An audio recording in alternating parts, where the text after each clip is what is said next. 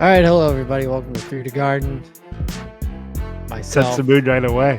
Tommy, Jordan, Alex, the podcast where we come together once a week to remind ourselves that we choose torture.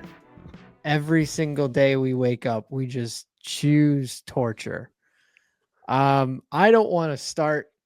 I'm gonna let you guys do it. Everybody knows what we're here for. Bears lose to the Patriots. They wait a day, then they fire Shane Waldron, then they name a new OC. Then there's reports of the locker room wants Tyson Bagent to start. And then there were things said today that made it seem like Caleb maybe isn't pulling his weight in practice. Yeah, I don't have a lot to say. Somebody else talk because I'm done. I hate him. Yeah, it's funny. We took a break last week because tensions were kind of all over the place, and this week not really much better. I'm just tired. Like I'm tired of watching the Bears each and every Sunday, and in the back of my mind, I just want them to lose because I know that just moves us to the next thing. But here's why I'm tired because the next thing is just a wash, rinse, repeat of the previous thing. And the past 2 weeks have just been confirmation of that. Matt Eberflus's word salad has turned into Matt Nagy's word salad that he was at the end of his tenure. For all you Twitter people that anointed Ryan Poles King Poles, you probably are aware of the fact that he's been MIA over the past 3 weeks while this all has come crashing down. Shout out Nate Davis, Hall of Famer at the bank. Uh, Fun fact about Nate Davis, who was cut today. Do you guys know he earned just over $23,000 per snap he had with the Chicago Bears? Sounds about right. And it's just frustrating that every Monday and Wednesday we have to listen to a head coach just get boat raced by the Bears beat. And that's nothing against the Bears beat. The Bears beat does a tremendous job They're because in the right. like all of us, they just want to know what the fuck is happening. And I'm sorry for swearing, but honestly, with this team, what the fuck is happening? Go ahead, Alex. Nothing will change. Nothing will change as long as the McCaskies own the team. Nothing will change Yeah. because they set the precedent. They have what they want. They want the buttoned up good boy, the cheap yes man. They're scared. They're Yeah. terrified of the idea of having a Jim Harbaugh or even, I would say, a Dan Campbell because Dan Campbell's an alpha. They don't want an alpha. They are the softest organization in sports, the softest. And I don't think it's even close. No. And listen, most things in life, you got to be nice, you got to be diplomatic, but this is the game of football. And in the game of football, it truly is eat or get eaten. And you get eaten every year because you're the prey and the other teams are the predators. And you will never be the predators as long as you keep operating the way you do. And let me tell you right now, that locker room, all that smoke, when there's smoke, there's a fire. And I'm not pointing at any individuals in particular. I'm not going to point any fingers because we don't know what's happening behind closed doors. But the smoke is so thick that there is something completely broken there. Everybody can see it. And right now, every person on earth that watches football that aren't Bears fans, they're seeing exactly what we're seeing. There is no defense of what's going on. You can go back to different regimes in different eras and you say, oh, well, this guy had these defenders, Mitch had these defenders, Justin Fields had these defenders, these coaches, Matt Nagy, some of these had weird defenders, even if they were few. There's no one defending this. Nobody. Not a soul.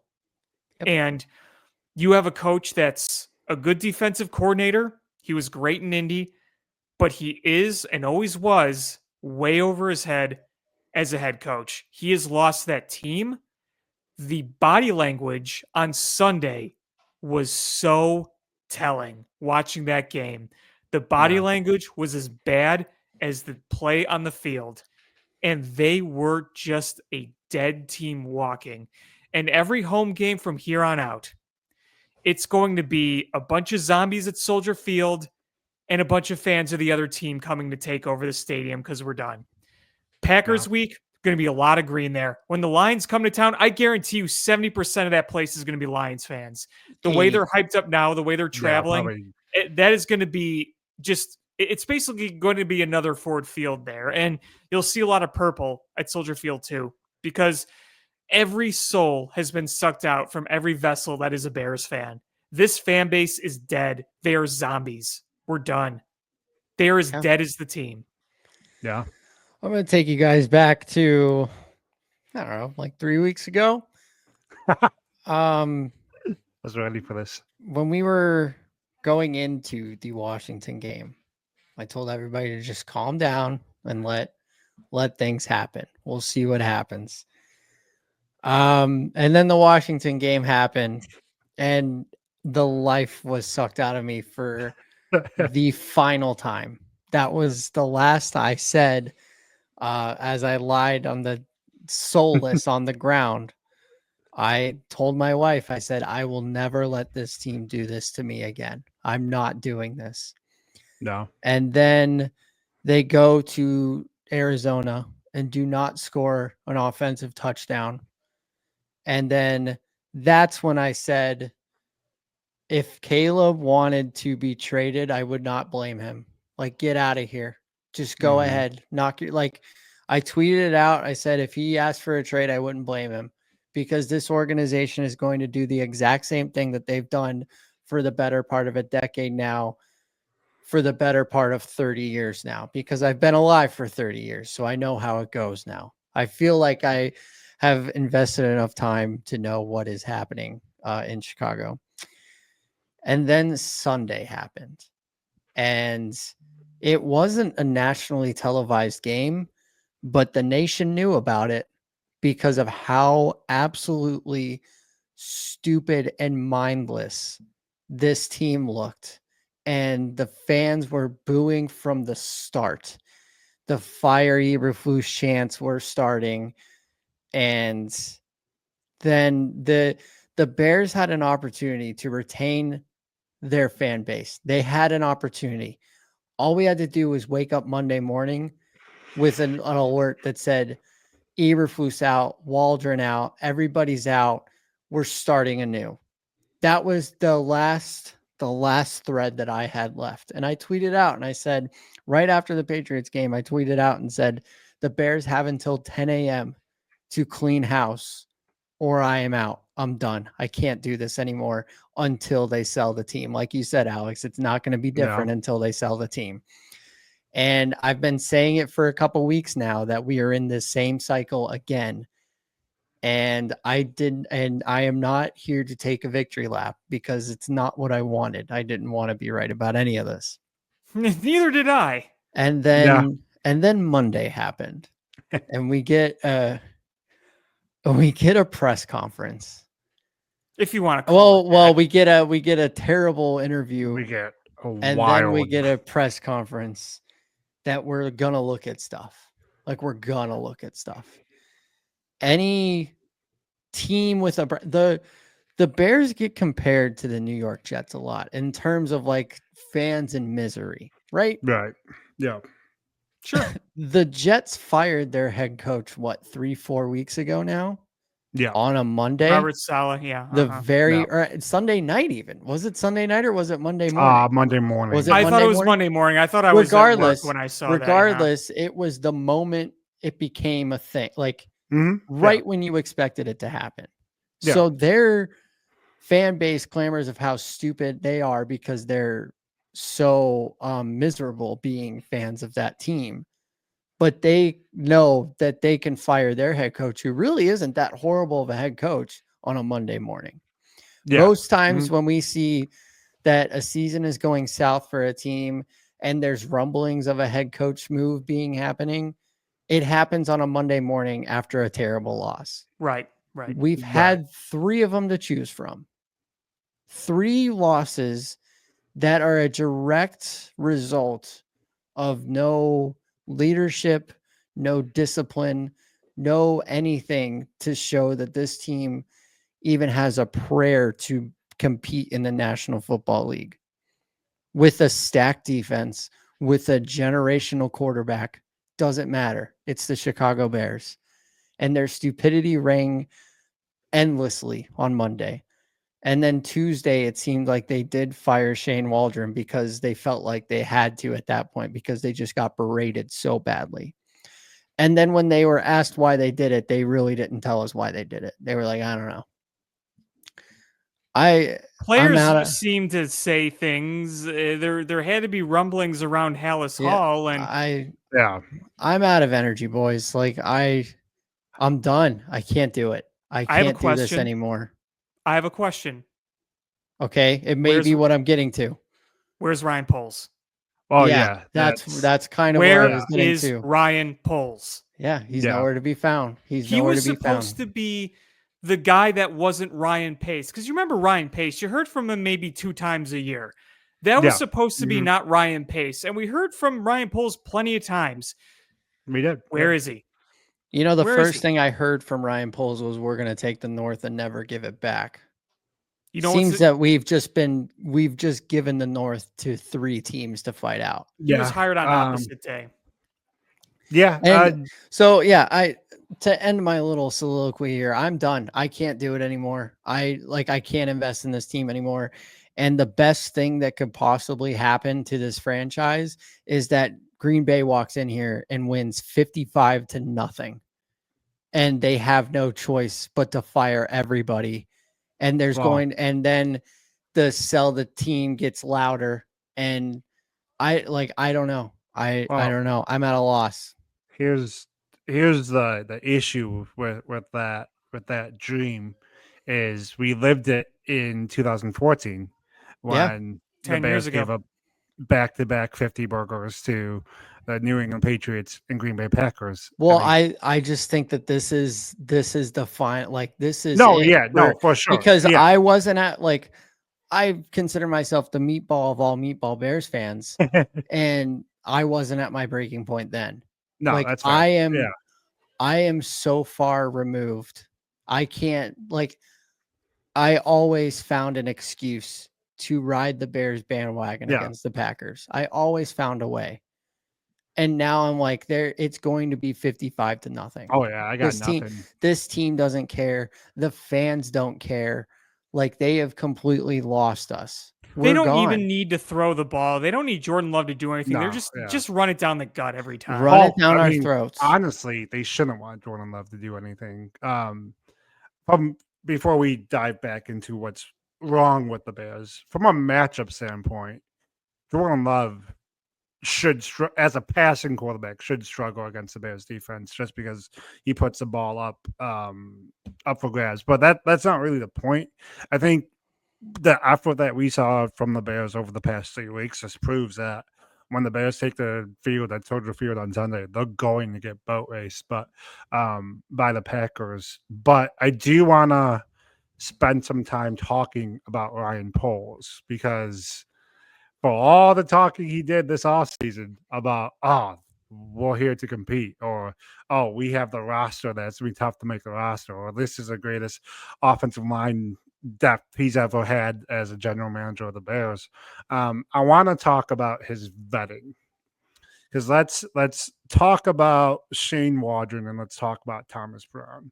I put something in the chat, not as a way to praise the Bears, but just a noticeable difference between when Thomas Brown speaks and when Shane Waldron is speaking. There is a stark difference. I don't think Thomas Brown is going to come in and fix the offense. I do think he is going to come in each and every Thursday and be a much better speaker than Shane Waldron was, which makes me wonder what in the hell did you guys hear last January when you interviewed both Thomas Brown and Shane Waldron for the job? There's no way that we can all sit here and say Shane Waldron had a better interview. Because they were scared of Cliff Kingsbury. Yeah. Because Cliff Kingsbury is an alpha and they're scared of him. Right. And I want to talk about Ryan Poles' vetting because with Shane Waldron, the moment he was hired, Seahawk fans celebrated like, oh, we're getting him out of town. Bears tried to hype Shane Waldron up as the one who fixed Geno. The Seahawks told us otherwise.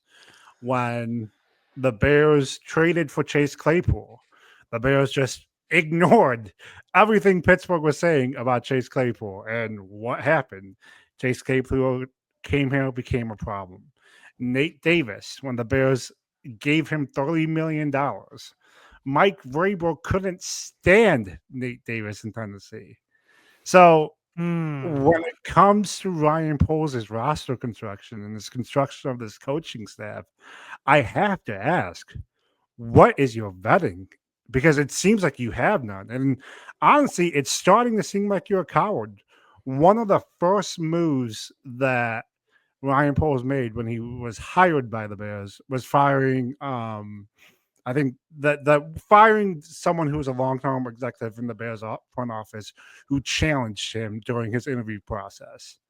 And I have to wonder, are you that thin-skinned that if someone goes against what you're thinking, you just ignore them? Because from your roster decisions and your coaching staff decisions, it's beginning to look that way. Can I propose a theory here? Yes. Ryan Poles isn't making those decisions. I think he was allowed to hang on. Let me finish here.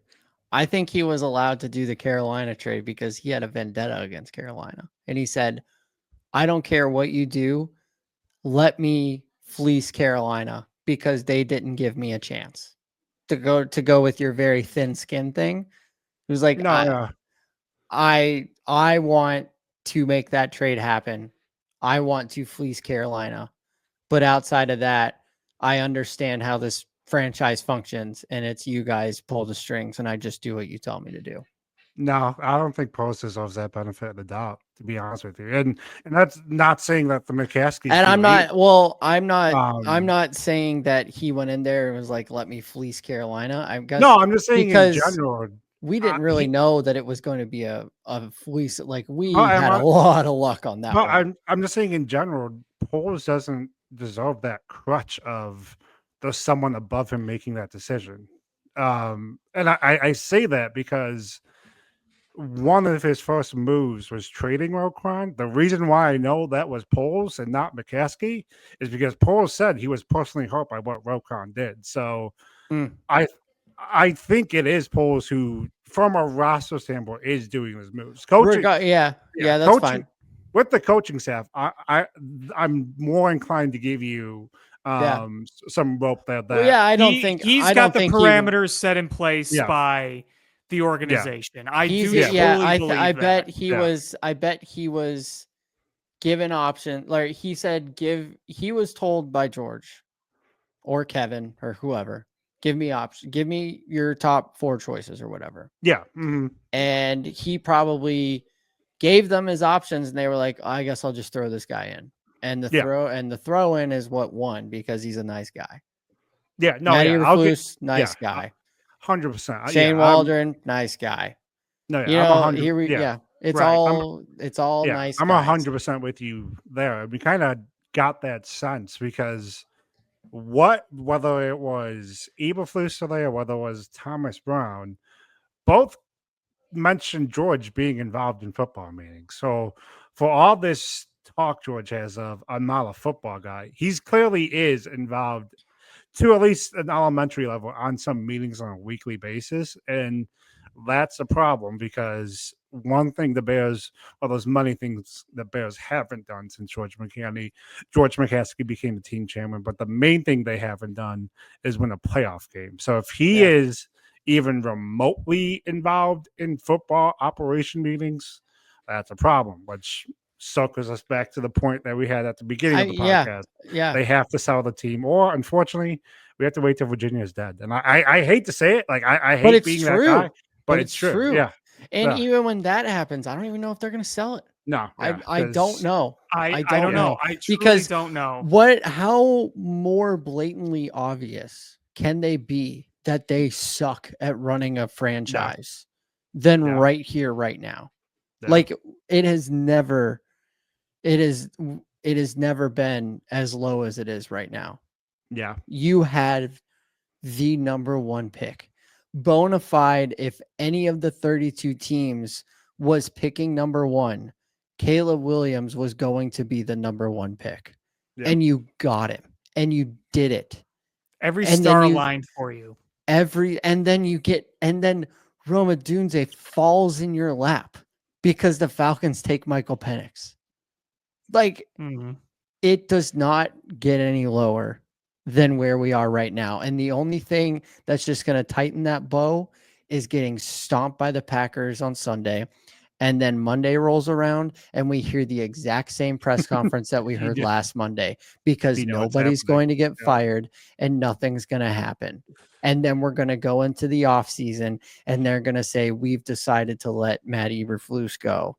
Or maybe they do a combo. It was like, we've decided to let Eberflus and Poles go. Crazy. And then they hire another boob of a general manager and a boob of a head coach. They get a high draft pick. They do something stupid. Caleb regresses again.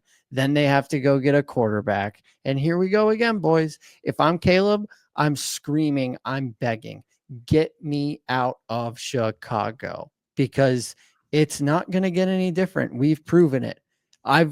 We've taken the undisputed number one pick in the draft and turned him into a hesitant quarterback, because this team wasn't built correctly and nobody can guide any player to be a good player. Like, I'm not doing this anymore. I am done. Until they sell the team, I am done. Yeah. What was so maddening really last season with Eberflus is how he hammered down in Justin Fields' mind that turnovers were a bad thing. And yes, in the course of a football game, you don't want to turn the ball over. But here's the thing: the way Eberflus preached it, he preached it as almost as if you do that, it's a strike against you that can never happen. Because I had my reservations about Fields as a passing quarterback, but the Fields we saw towards the end of last season was a shell of just who we saw during the 2022 season. The Caleb Williams we've seen over the past 3 weeks, and don't get me wrong, a large portion of Caleb's struggles over the past 3 weeks are on Caleb. He's not immune. Yeah, he's not. Yeah, he's not. He's not getting the ball out. Yeah, yeah. But it's who's the telling coaching, him to not keep the Well, it's the coaching, the aggressiveness out of him. I'm sick and tired of watching Justin Fields at Ohio State when he was going up against Clemson, going touchdown for touchdown, injured. I'm tired of watching Caleb Williams at USC, and I'm both come here and they're just shells of what they used to be.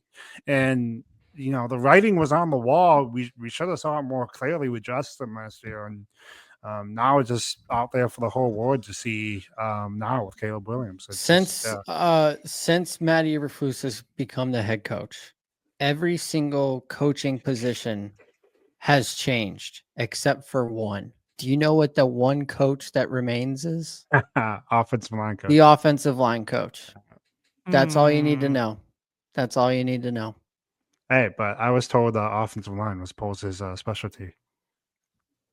Specialty for what? Yeah, we're gonna beat you in the trenches. It's specialty That's the for the first thing he Bears, said. because the Bears will continue to be a mid to terrible franchise. We will continue to keep giving them all of our money, and they won't do a damn thing about it. No, of course not. I got no notes. We were talking on Sunday, because my wife is a Packers fan, and as the three of us were just exchanging texts, I'm gonna be honest, at the beginning of the season, I objected strongly towards our daughter when she's born in January becoming a Packers fan. Now I am openly pushing her to the Green Bay fandom because Yeah. Don't she do it. can't That's so stop. Yeah, sad. We have to be there. she I can't have suffer through this. Yeah, I have two more things to say, and then yeah, we can talk about this however long you want, or we can keep going. Um, Two things. Number one, I messaged you guys today. yes, I asked you to come. I asked you to do an exercise that I'm not going to follow through on just because I'm proving a point. I texted you guys, "Hey, come to the show with your worst Bears memory of fandom." And yeah, immediately you guys said, "Oh, so many to choose from." And then Yeah, I the said, list's a long, very long. and then right, I said, "You know what? Scratch that. Give me your best." And you guys were like, "Oh, much shorter list. Easy." yeah, That's all I wanted. That's the only point that I was trying to make. My other well point done. is this, and I tweeted this out, and this is my new dream. I want the Chicago Bears canceled. I want them done. I want So, them completely wiped away. yeah, Like some sort of I don't know, like a program in college that did something so bad that their entire program was canceled. I want the Chicago Bears canceled and done. I want there to be 31 teams in the NFL. And then when we have a new stadium, I want a Chicago expansion team. I never want to see the Bears again. I don't want to do this anymore. yeah, I'm so tired. I'm yeah, like yeah. 30 years I gave this team, and every year just went further and further downhill. And there's only been like 2 times that it went the other way for a very short amount of time. I just like I want them to be so far gone. I just want them out of my life. And Nah, I no feel you. objections. Yeah, I I saw feel you. you. Yeah, I saw your tweet. I was like, no, he's not wrong. I can't object to it. like, can No, you I know. I mean, imagine if the Bears just cancel and then in like 4 years, new team, Arlington Heights, badass stadium, the Chicago whatevers. I don't even care. ooh, You the know, Chicago Dogs, just not yeah, the baseball team, the football team, the Something with Chicago the Blue Stars. something with our city's colors. yeah. The ownership is just so tone deaf. I mean, Alex, you had a great point today on Twitter. They cared more about profanity and hard knocks than they do on winning on Sundays. And I think Tommy or Alex, one of you just mentioned how they treat Jim Harbaugh as if he's this name who can't be mentioned. He's such a demonstrative figure. I'm sure you guys saw the clip Look what that's he's making. doing I was about in to say, and Los I'm sure you guys Angeles. saw Flip the of a clip that switch. I'm sure you guys saw the clip that's making the rounds of Harbaugh's interaction with Justin Herbert. It's just so lovely seeing those two football dudes enjoying football, and that is And what winning? yeah, that is what the McCaskies never want for us. No. And that, to your point, Tommy, is why the Bears should be canceled. And you could go beyond just Jim Harbaugh too. When Bruce Arians wanted the job and they went Yeah, with Mark Trestman, there were opportunities you could have hired legitimate head coaches. The Andy Reid was available. yeah, I mean, the past cycle, Dan Quinn was available, and I Ben know Dan Johnson Quinn was. wanted to come to Chicago. He Do we know if that's wanted to come to legit? Do Chicago. we know if that I report was real? yeah, separately, I heard that wasn't true. I heard he actually doesn't want to come to Chicago. You know what? Lord, I don't even. yeah, Yeah, very much because of what we've been talking about the Well, I've past. great. heard it was just like, Yeah. oh, there are traits he wanted. It's traits the Bears don't have. I don't know if he explicitly said, I don't want to go to Chicago, but Yeah, I I don't who think. Who Yeah, knows? would? Who Who knows? would? exactly. Yeah. Well, I'll tell you what, guys. There's a offensive coordinator who's gaining scheme. He was a head coach in the past. My, he's in Kansas City. How much would that just throw us off? I'm just totally just being You think I'm facetious. gone now? I was about to say, I almost want it to happen just so the three of us could be on the pod and be like, "What are If we that doing?" happens, I will never. I never. I'm Packers. I'm I'm turning heel No, yeah, no, right yeah. then and there. You know what's sad? Speaking of that, the number of times over the past few weeks I've said either out loud or in my head, at least Matt Nagy wouldn't have blank. The number of times I've said, do you remember how desperate we were to get rid of him in 2020 and 2021? Yeah. That Thanksgiving game, I wore my Bears jersey inside out in protest. The last one when he was essentially fired. When they said that they were before going the to game? fire him the next game. Yeah. Yeah. And then Cairo Santos kicked the game-winning field goal at time expiring. I wore my jersey inside out in protest. Yeah, they wouldn't have fired him even if they lost that game. Let's be real. No, if they didn't fire Matt Eberflus now, they have proven we know they're never. He could lose. They're not going to fire him. And I'm just going in circles over here. I'm sorry. And everybody in the national media all says what we're saying. Why is this coach still here? What are they doing? How do they allow this to happen? You want to preach about culture and being, stewards and all this crap, and yet you keep a coach around who, under his watch, whether it was fully his fault or not, but it does fall on the head coach. You let multiple coaches under him go due to non-football related activities. And even if Matt Eberflus is a great guy, I'm sure he's a wonderful man off the field and all that. But when you can't do the job, you can't do the job. And when you can't maintain a culture or a locker room because you're not good enough at it, not because you want to do it maliciously, but when you're just not good at it, then you have to make a change. And if we were as bad at our jobs as Matt Eberflus is at his, we would have been canned a long time ago. A long time ago, yeah. And how many times have I brought up those 3 historic losses last year? How many times? Well, you got 3 more in a row right here. No. The Hail Mary, you can put it on Stevenson all you want. That was Matt Nagy. Matt Eberflus. It was Matt Nagy. Yeah, Eberflus. That's one. Fred takes off his mask. Oh, it was Matt Nagy all Could you imagine? Yeah. So Washington, Hail Mary, Matt Eberflus. Arizona, game plan, Matt Eberflus. New England, whatever the hell that was, Matt Eberflus. Like, what more do you need? 100%. What more do you need? Because under Eberflus, they let the Hail Mary cost them 2 more games after that, because all Eberflus really had to do, and we're probably not talking about this to the extent that we are right now, is if he just taken accountability right away after the loss to Commandos, instead of his arrogance of, the second to last play didn't matter. Our guys were set. Like that openly defiance, essentially just saying it's I above the players in the locker room, is what blew the door open to just expose the lack of accountability you have for your coaching staff and the lack of control you have for the players on that roster. And one thing to that end, if you're DJ Moore, if you're whoever who wants Tyson Bagent to start over Caleb Williams, you can get the fuck out too, because Tyson Bagent is the problem. And not to defend Matt Eberflus, but DJ Moore, you gotta give me something, dog. Sure, you don't have your numbers, but some of the shit you're pulling on the sidelines and on the field is disgusting. So it's all an embarrassment.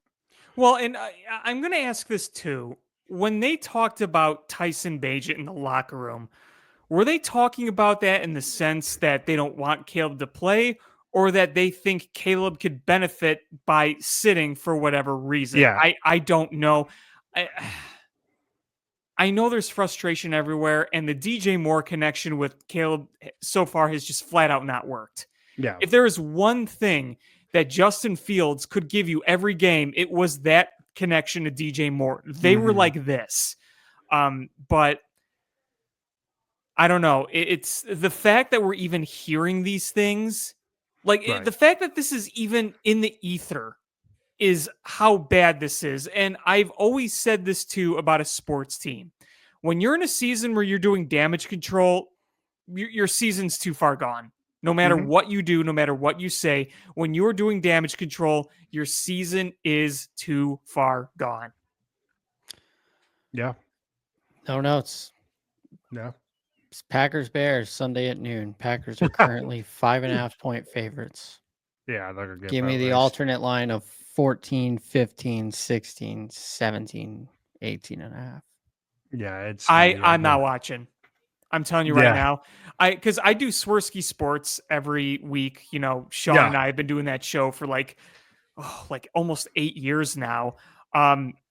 And I usually we record Sunday nights. I'm not going to be around Sunday night anyway, so I'm just going to tell them, look, this one's solo dog. I'm sitting this week out. No, yeah, it's the right choice. If I wasn't an Adult for a Bears website, yeah, I would be right there. I would be right there with you because yeah, it's just embarrassing. Embarrassing. See what you did there. Obviousshirts.com. You know what was really haunting, really haunting? The Bears? Well, more than that, yes.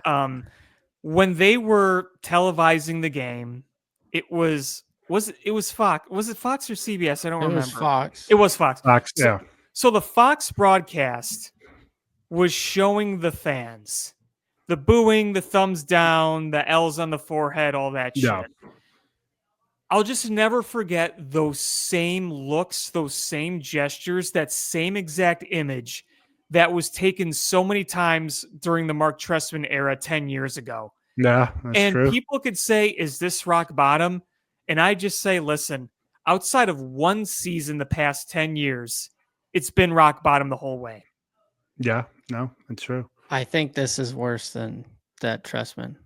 Yeah, and here's why. Because on Monday night, I decided to take a little break from sports, as we've talked about in the past. Big WWE enthusiast.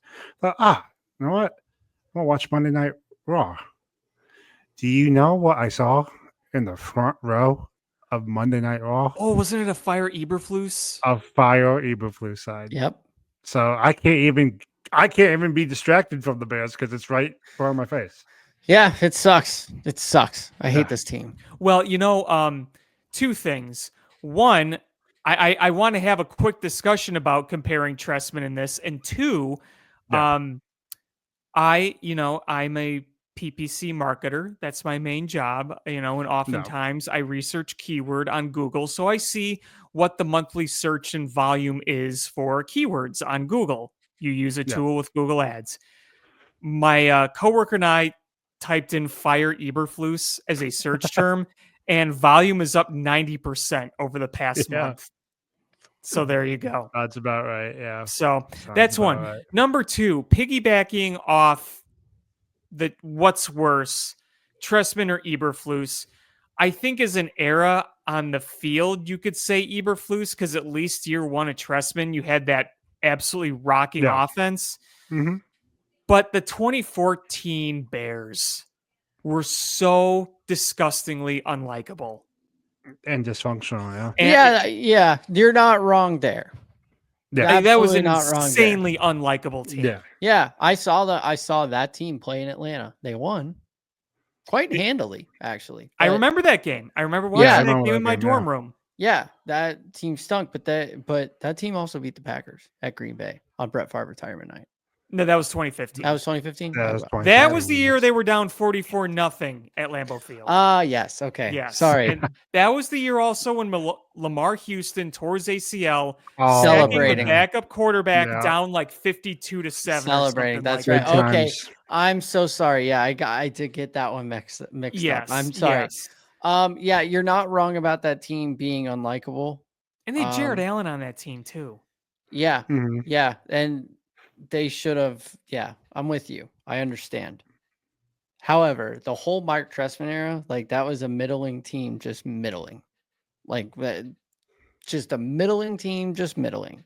I don't know. There were expectations going into 2014. I thought. You had Brandon Marshall, you had Alshon Jeffrey, you had Kyle Long, that was after the 8-8 year where it came down to the last game at Soldier Field against Packers, and they missed I know the playoffs, right? I know that going into 2014, I did not like they announced that they're bringing Jay Cutler back. I remember being in the car on the way back to Atlanta from Chicago when my dad and we listened to the press conference, and they were like, we're going to bring Jay Cutler back. We're going to run it back. And the minute that happened, I was like, this team is not going to win with Jay Cutler as the quarterback. So I guess fair. I guess I kind of accepted it. Maybe you did, but there were other people that had expectations. That's fair. I will concede there. I don't think you're wrong necessarily, but others, I think this one is rock bottom because we were told that this was an unbreakable quarterback. And it didn't matter if you were the Bears. It was gonna it was not going to get worse. And it got significantly worse quicker than it ever got worse before. This went downhill in a matter of 4 weeks. It took the minute the clock struck zeros in England, we were unbelievably we were feeling pretty good. Yeah. We were thinking playoffs. We were thinking impossible thoughts, knowing that we had a rough road ahead. But we knew that was this is when we want Caleb to start playing his best ball to go into these divisional games. And then then Washington happens, and then Arizona happens, and then New England happens, and now we got to play Green Bay. It could not be more Bears. Could not be more Bears. Yeah, I would say from an on the field perspective, this is definitely worse. But to Alex's point, the 2014 Bears off the field, while this current version of the Bears has been bad, they're not at that level yet. Yeah. Having said that, I think they're more bonding by the fact that they hate their head coach and they hate that their coaching staff. there's that. But having said that, I do think, given how quickly they've devolved over the past 3 weeks, it is possible by the end of the season we're talking about off the field them being worse than the 2014 Bears, but they're just not there at that point. To your point, Tommy, I think the past 3 weeks was all the players like, yo, this coaching staff isn't it. And then now we'll see, assuming the losing continues and there's no turnaround, I think that's when we'll start to see players turning on each other. We're kind of already seeing it. I'm not sure if you guys caught this. Travis Homer was a former Seahawks running back. He's with the Bears. Yep. He was talking about Shane Waldron being fired. He kind of pushed back against Keenan Allen, saying when Keenan Allen said Shane Waldron was too nice, he's like, yeah, it worked in Seattle, so I'm not sure why it's not working for the guys here. I was like, that seems to be a rather divisive comment considering you're still on the Bears. So yeah, we'll see. I have nothing more. Anybody? No. Move on with our lives. No. Please no. Can I interest you in some Matt Shaw? Sure. Man, he's going crazy with Team USA right now. This is incredible. Did you see the play at 30 made last night? I did. He's going crazy right now. He's hitting homers. He's hitting doubles. He's making plays. So here's what my question would be to you as of right now. What do you think his role is, or what do you feel in your heart should be his role come opening day, shopping day, as I like to call it? What do I feel? What do I think will be? You can answer both. Well, now that I say that, I think they're the same. I think he's gonna be the opening day second baseman. You think Nico gets traded? I do. Entering the offseason, I was leaning towards the idea that it's more likely than not that Nico's going to get traded. Based on some of the reporting that's come out and just based on the messaging coming from Jed, I'm now firmly in the camp that Nico gets dealt this offseason. Not as much as like a rebuilding trade, but as much as it is to find a legitimate spot for Matt Shaw, and I think you can somehow address the other needs in a trade with Nico. But as we were talking, Poles doesn't deserve benefit of the doubt. When I talk about potential trades, unfortunately, Hoyle doesn't deserve that benefit of the doubt either. Nope. No, he Yeah, doesn't. so, Yeah. yeah. I'm still not bought in on Paredes. Yeah. We saw what we saw when he was with Chicago. He Mhm. was an all-star for Tampa. But his overall numbers, it's like, I mean, he to me just looks like a third baseman. Now, granted, the Cubs have not had a third baseman in a very, very long time. Been a But minute. to me, he just seems like another third baseman, where I feel like Nico Horner is more than just another second baseman. And maybe sure. that's some favoritism, but he's got some offensive numbers that rank at the top of the league in terms of second baseman. We know that defensively he's incredible. I think he has the value. I think he provides the Cubs more value as their second baseman than Paredes does as their third baseman. And the things we're seeing from Shaw on Team USA, that play at third base, he's cranking home runs. He's showing us the power. He's not always facing the guys that he's going to be facing in the major leagues. I completely understand that. But hitting a 90-mile-an-hour fastball is still one of the hardest feats to do in the world, and he's doing it consistently. Yeah. So if it were my decision, I would love Nico to stay. I would love Matt Shaw and Paredes to be fighting for the starting third baseman position. And I would love one of them to win it. And then I'd love the other one to just be ready to go. Because as we saw, injuries happen and they happen quick, and there's nothing you can do. And we don't even know if Nico's going to start the year healthy, ready to go. We don't know if he's going to be ready for opening day. Things a little bit. So that really does. Having the luxury of having Nico and Matt Shaw and Paredes on this roster, Triantos in the wings too, who's going to put up a fight hopefully in the spring. I like having numbers. These are good numbers to have. I think the outfield is probably set, but we can talk about that another time because I want to hear what Alex thinks. Yeah, I mean, listen, I supported the Isaac Paredes trade last year. I thought that the traits that Isaac Paredes brought were really good. And I do want to point something out that over the past month or so, Paredes was hitting the ball. He wasn't slugging, but he was hitting. I think he was hitting like 294 over the past few weeks, and he was hitting with runners in scoring position. So that's something the Cubs desperately needed. However, he's under team control, so you could non-tender him and lose him for nothing. I don't think that'd be a great idea.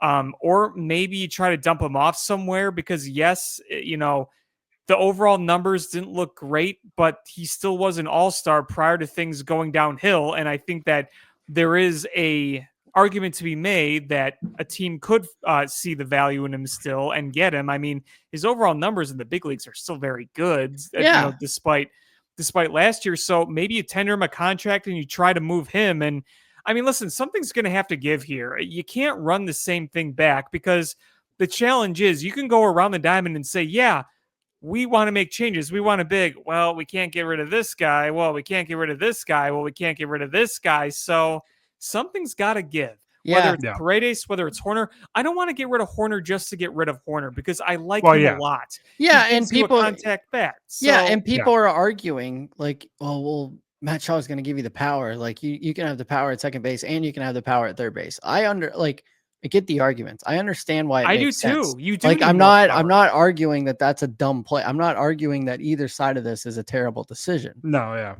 I'm saying that I think that the Cubs will be more valuable as a team with Nico being able to make contact and get on base and having Matt Shaw at third base hitting home runs. And because Dansby Swanson isn't going anywhere and everybody gets mad at Dansby Swanson, he is exactly what we signed him to be. He is Dansby Swanson. Everybody gets mad at our outfield with Ian Happ. Ian Happ is one of the best left fielders in the game. 3-time Gold Glove winner. Offensively and defensively. And I mean, there's rumblings of Cody getting moved, but I don't see that happening. Seiya Suzuki led the league this year in batting average on balls in play. Nobody is talking about Really Seiya. don't want to Yeah. get rid of him. I And really yeah, don't want to and get you rid can of him. argue about his base running decisions, especially late in the season. There were a couple times he cost us against the Dodgers. Okay. It's his third season in the league. Like, Yeah. No. calm down. He's 30 years old. He obviously has proven that he is a better ball player than those games and those instances. But those instances told me that he is trying to lay it all out to take this team to victory. Like, he's not doing it to be stupid in these he's not doing it in stupid circumstances. He's trying to win a game. Like, so yeah, I love him as our DH. Yeah, no. And and Cody and Wright, PCA is the center fielder of the future. I've been told. Ian Happ's not going anywhere. Dansby's not going anywhere. Michael Busch is an incredible first baseman, and he's just getting started. So your problems lie at third base and catcher. No, yeah. I think I think that's where some people I think get confused is not saying you two are. I think when people say like whether it's Paredes or Horner, we're saying when we say that the Cubs should trade them, we're not saying they should just trade them for the purpose of trading them. We're saying Right. For a if you're- shake-up purpose, I get it. yeah, He for did a it with Starlin shakeup, yeah. Castro. And if I'm being honest with you, if all things were equal, between Horner and Paredes, I think the Cubs would definitely prefer to trade Paredes and Nico. Only reason why I say Nico is I doubt that the Cubs 2 months after after only a 2-month sample size of Paredes in Chicago would be so quick to give up on that experiment. That's really the Right. only reason. Yeah, that's really the only reason why I say Horner or Paredes. It could be No. either one of them. I would And you hope could get Nico money off the books and save Tom Ricketts a Yeah. few dollars. Well, here's Um, another thing to consider too. Is like you wouldn't expect the Cubs to trade for a guy and only watch him for too much and then trade him again. They right, certainly didn't expect Matt Shaw to be ready this quick. So right. things happen. It's You got to adjust with the From- times, yeah. yeah, from that element, it is going to be cool, or intriguing. I'm not sure how cool it'll be. Intriguing to see how it plays out. To Alex's point, something has to give. You simply just can't go into spring training with all the outfield and infield prospects that you have. I understand it's a good problem to have, but when you're also trying to close the gap from being an 83 win team to a 90 win team, it's not really a problem you want to have. So I think there is going to be a relatively big trade of some sort this offseason, whether it's Horner, whether it's Paredes, player to be named later. I think that will probably be like the big move of the offseason. But it's depressing because you know what I spent my last Cubs free agency update talking about? Nick Pivetta and Yusei Kikuchi. And it's like, what? Literally was my reaction. Yeah. Literally was my reaction right about both of them. mean, And it's like, what are we doing? That is the definition of just average. Yeah. We don't need that. Yeah. Yeah. I think the Cubs situation bothers me more because there's no salary cap in baseball. Mm-hmm. And if you want to be a big market team, you can be a big market team. And they are just actively choosing not to do that. In football, there is a salary cap. So you do have to be strategic about it. The Bears are just never going to be strategic about it. I understand that. Because they're dumb. Yeah, Well, but the Cubs could spend this money and get these players. Like, to automatically be like, we're not getting Juan Soto. It was like, That's why it's so funny to me because last offseason when Jerry Reinsdorf laughed off the idea of signing Shohei Ohtani, he got roasted. Shohei Ohtani. He got roasted, and that's pretty much what the Cubs are doing right now with Juan Soto. I mean, the Cubs control this market. Yeah. Can you imagine? I don't know. I mean, at least the Cubs were in on Shohei allegedly.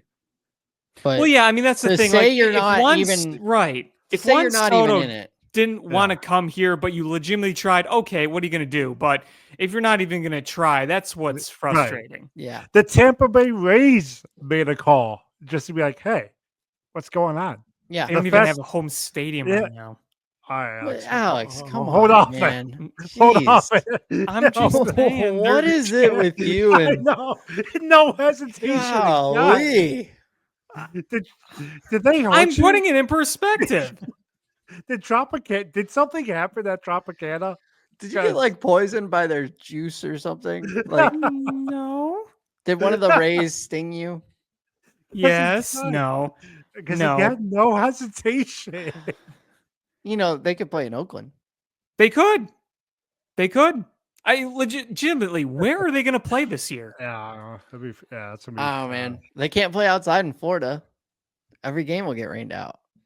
Yeah, it's so humid and Yeah. Yeah, it's disgusting. do they play in Puerto Rico? Because didn't the Montreal Expos? Yeah, the they play in Expos did that. Yeah, Mhm. the- Expos yeah. did that for a little bit. Yeah, It was Yeah. Puerto Rico, wasn't it? Ooh, 2004. let them play in Montreal. that'd be fun. Oh, That'd be super fun. Oh. I'm sure there'd probably be international stuff they'd have to go through, but hey, try it. You could Puerto Rico, Montreal, whatever. Yeah. Did you guys read? I think Paul Sullivan wrote it. He's like, hot take, let them play in Chicago. I saw that. Yeah, How would that work?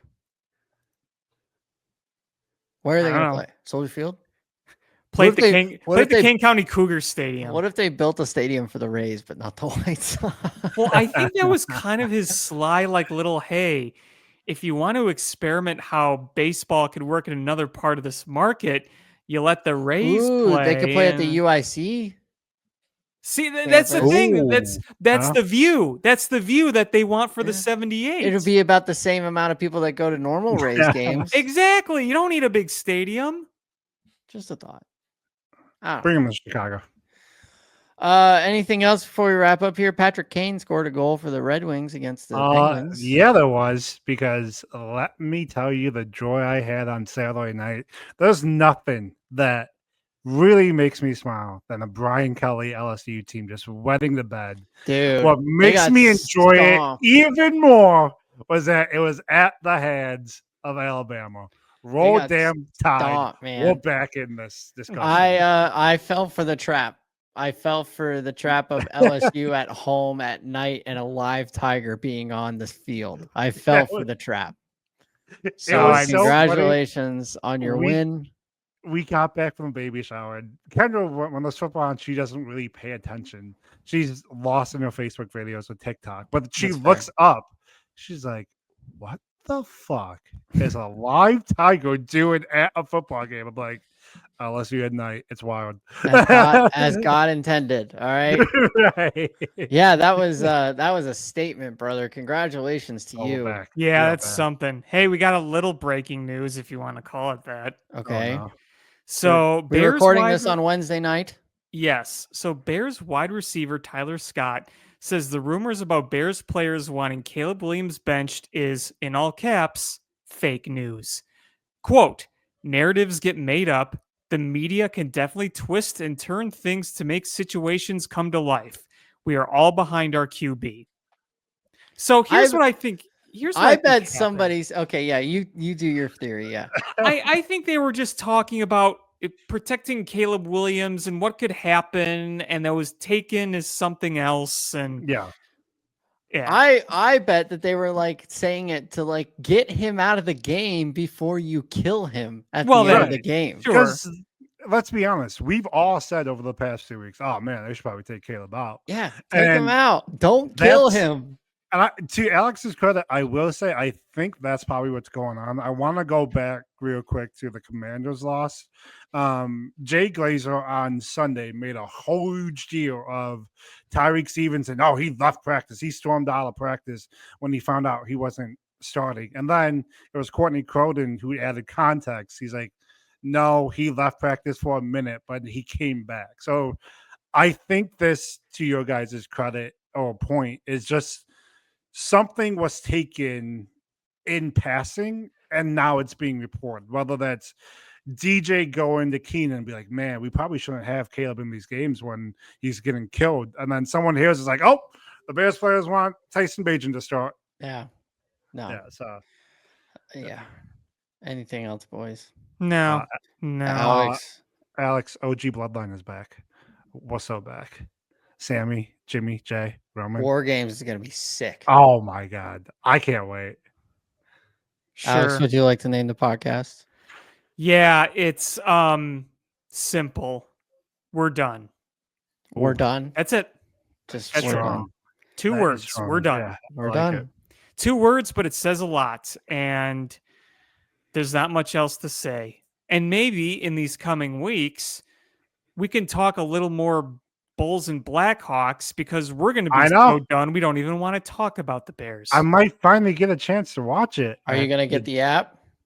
Oh no, because they're I pulling don't some want to bullshit. fucking. Yeah, they are pulling some bullshit. Did you with see? the app. Did you see the latest thing that they Yeah, told so Bulls stupid. and Blackhawks stupid. season ticket holders that they are gonna get access to the app? And then they went to log in, and the Bulls season ticket holders only got the Bulls So- stuff, Yeah, and the Blackhawks it's so season ticket dumb. holders only got the black. Like, On top of that, like if I Bunch of get the app, trash. I have to pay separate fees for the Bulls, Blackhawks, and White Sox. Yeah. It's like no. I will no. say, I bought a $40 antenna. I think it ended up being a total of like a $40-something investment because I got an antenna and then I got a little box so I could plug the antenna into the box and then the box goes to the TV. We're talking about this in 2024. $45, and it took a couple games, but I haven't had any problems tonight, knock on wood. Oh no, yeah. But Yeah. Also, speaking of TV, I'm getting old. I went from cable to cord cutting back to cable yeah, strictly just because of the display. As much as I love streaming, it's so much of a better display with the I cable know, box, I know, and it's like I just need it, especially with like I I have know. a nice TV and I don't want to like sacrifice the display. Yeah, I'm So, yeah, no. I'm The cable box is Thanos. It's that one Thanos. I movie. know, And where did that bring you? Yeah. Back to me. exactly. yeah. Oy vey. Pretty much.